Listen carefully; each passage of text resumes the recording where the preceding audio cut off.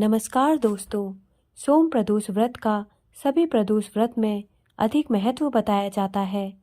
धार्मिक मान्यताओं के अनुसार प्रत्येक माह की त्रयोदशी तिथि में सायंकाल को प्रदोष काल में प्रदोष व्रत का पूजन किया जाता है।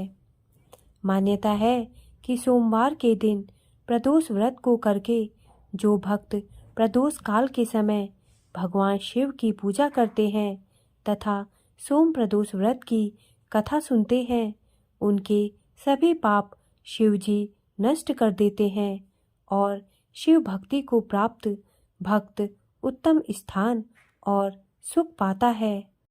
सोम प्रदोष व्रत की कथा इस प्रकार है। पौराणिक कथा के अनुसार एक नगर में एक ब्राह्मणी रहती थी।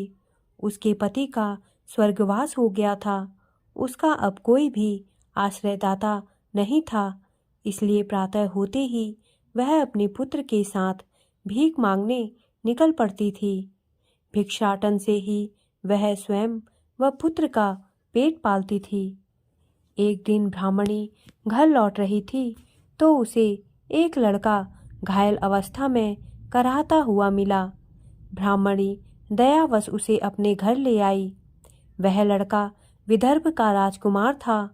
शत्रु सैनिकों ने उसके राज्य पर आक्रमण कर उसके पिता को बंदी बना लिया था और राज्य पर नियंत्रण कर लिया था, इसलिए वह मारा मारा फिर रहा था।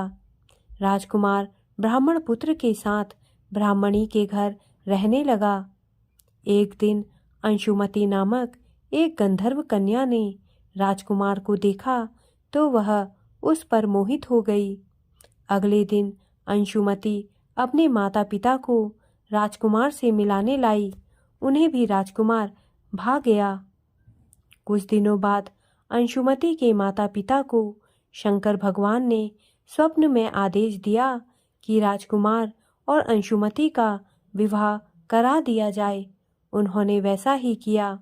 ब्राह्मणी प्रदोष व्रत करती थी। उसके व्रत के प्रभाव और गंधर्व राज की सेना की सहायता से राजकुमार ने विदर्भ से शत्रुओं को खदेड़ दिया और पिता के राज्य को पुनः प्राप्त कर आनंद पूर्वक रहने लगा। राजकुमार ने ब्राह्मण पुत्र को अपना प्रधानमंत्री बनाया।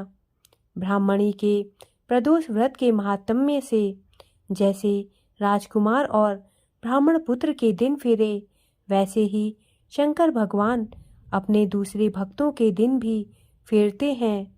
अतः सोम प्रदोष व्रत करने वाले सभी भक्तों को यह कथा अवश्य सुननी चाहिए।